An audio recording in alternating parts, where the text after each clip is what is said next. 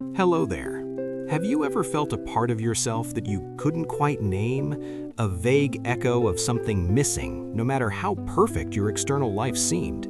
Have you ever wondered why, despite your best efforts to be a good person, a beloved person, you still feel an emptiness, an unnamed fear, or a sudden surge of anger from deep within that you can't control? If so, you are not alone. In our journey to find meaning and wholeness in life, we often focus only on developing the qualities society praises: kindness, courage, success. We strive to hone our light while inadvertently or deliberately pushing our darker parts deep into the shadows of our psyche. These are the emotions we deem unacceptable: anger, envy, fear, shame, forbidden desires, or even the weak aspects we refuse to acknowledge. The great psychologist Carl Jung called this hidden part the shadow. He believed that the shadow is not an enemy, but a powerful guide, a hidden treasure leading to our life's purpose and wholeness.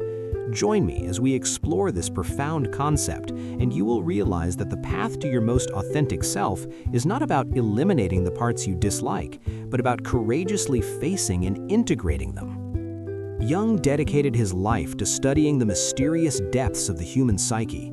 He realized that our repressed parts, the dark thoughts we dare not acknowledge, the hidden desires we try to bury, the irrational impulses we self-reproach, they don't simply vanish. Instead, they retreat into a space he called the shadow, a living, powerful force within each individual psyche. This force subtly influences every decision we make, every relationship we build, and every fear we confront. Think of it this way: you have a beautiful garden where you carefully tend to vibrant flowers and fruit trees laden with bounty, but in a hidden corner, there's a wild patch of land full of weeds and thorny bushes that you deliberately neglect. You think that if you just don't look at it, it won't exist. But in reality, seeds from that wild patch can still drift over, affecting your main garden, or worse, creatures lurking within it could harm what you are cultivating. Our shadow is much the same. It's not a dead zone, but a vibrant, energetic part, just waiting to be noticed. The most important thing Jung wanted us to understand is this: the shadow is not evil. It's not something we need to destroy or banish. On the contrary, Jung saw the shadow as the root of our greatest potential. It is the repository of raw energy, primal instincts, untapped talents, and aspects of ourselves we've never allowed to express. Confronting the shadow is not an option, but a necessary condition for us to become whole, to truly be ourselves. We cannot ignore it and hope to achieve wholeness. In modern society, we often feel pressured to always present our best selves. We strive to be perfect, polite, successful, always smiling, and to steer clear of anything deemed negative. We wear shiny masks, trying to conceal every crack, every flaw. This constant pursuit of external goodness, ironically, often leads to internal distortion. When we refuse to accept a part of ourselves, that part doesn't disappear. It only grows stronger, subtly controlling us from within. The more we try to push the shadow away, the more power we grant it over our lives. It can manifest as inexplicable impulses, self-sabotaging behaviors, toxic relationships, or a persistent feeling of emptiness. Our shadow is not merely personal, it is also part of the collective unconscious, a vast reservoir containing the experiences, symbols, wounds, and wisdom of our ancestors, of all humanity. This means that at times, the fears or impulses you feel may not entirely originate from you. They could be echoes from the past, unresolved wounds of previous generations, unconsciously passed down to you. Understanding this helps us gain a more compassionate perspective on ourselves and the strange parts of our psyche.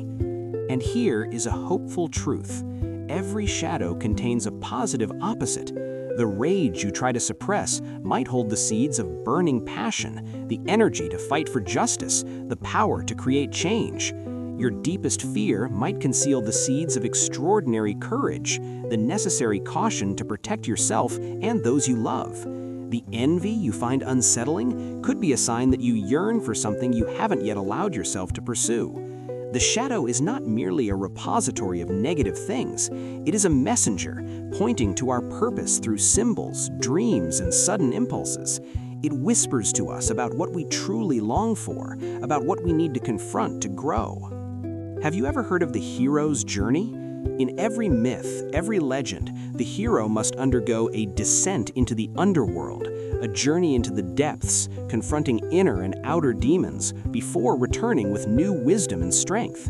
This is not just a fairy tale, it is a powerful metaphor for the transformative journey each of us must undertake to find our life's purpose. The underworld here is our shadow, the place we must bravely enter, not to fight, but to understand and reconcile.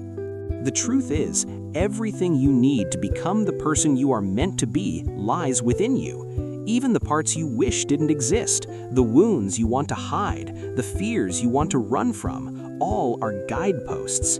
They are not obstacles on your path, they are the path itself. Every scar, every pain, every stumble carries a message, a precious lesson waiting for you to discover. One of the most common psychological mechanisms related to the shadow is projection. This is when we unconsciously attribute our repressed characteristics to others. Honestly, have you ever felt intensely annoyed, angry, or hateful towards a certain trait in someone else? Have you ever harshly criticized a behavior in a colleague, friend, or even your family member? Jung stated that what we hate or criticize in others is often a reflection of our own shadow. These are the parts we don't accept in ourselves, so we cannot tolerate seeing them in others. When we project, we not only refuse to accept our shadow, but also create unnecessary conflicts in our relationships. So, what is the first step to working with the shadow? It is radical honesty with oneself. It demands a courageous act, introspection, self-observation without judgment. Take time to quietly observe the emotions, thoughts, and reactions you usually try to push away. When you feel anger, instead of immediately avoiding it or blaming others, pause for a moment and ask, where is this anger coming from? What is it trying to tell me? When you feel envy, don't rush to self-criticism, but ask yourself, what in that person's life do I truly desire? What does that desire say about my own forgotten goals or values? Observation without judgment is the key to beginning to understand the language of the shadow. Our shadow often begins to form in childhood. As children, we are primal beings, full of all emotions and instincts. But to be accepted, to be loved, we learn to suppress behaviors and emotions that adults or society deem inappropriate. An angry child might be scolded as naughty, so they learn to suppress their anger. A sensitive child might be seen as weak, so they learn to hide their sensitivity. An ambitious child might be labeled as selfish, so they learn to diminish their aspirations. These buried parts, anger, desire, ambition, weakness, sensitivity, don't disappear. They become the shadow, and later, as we mature, they can lead to feelings of emptiness, lack of purpose, or self-sabotaging behaviors. We feel something is missing, but we don't know what it is because we've buried it too deeply. The goal of working with the shadow is not perfection. We can never completely eliminate the shadow, nor should we. The goal is individuation, a term Jung used to describe the process of becoming the unique, complete person you are meant to be. This process requires confronting, understanding, and integrating your shadow into your conscious awareness. It is the process of harmonizing light and shadow, accepting both what you like and what you dislike about yourself, to become a whole, undivided person. And remember, the shadow doesn't only contain pain, it also holds true treasures, your deepest creativity, your most intense passions, untapped talents you've never dared to explore, and an inner strength you never knew you possessed. Great artists, outstanding leaders, and innovators are all individuals who dared to face their shadow, who dared to harness its raw energies and transform them into something extraordinary. Personal relationships, especially romantic ones, are where the shadow often appears most clearly through projection. When we fall in love, we often project ideal qualities onto others. They become the embodiment of what we desire, what we lack. But then, over time, their flaws begin to emerge, and we become disappointed. In reality, these might not be their flaws, but parts of our own shadow being reflected back. True love, according to Jung, only truly begins when projection ends, when we see the other person authentically, with both their light and their shadow, and when we commit to completing ourselves internally rather than expecting others to fill our voids. So, how do we truly work with the shadow? Beyond honesty and introspection, there are several powerful tools Jung developed. One of them is active imagination. This is a technique that allows you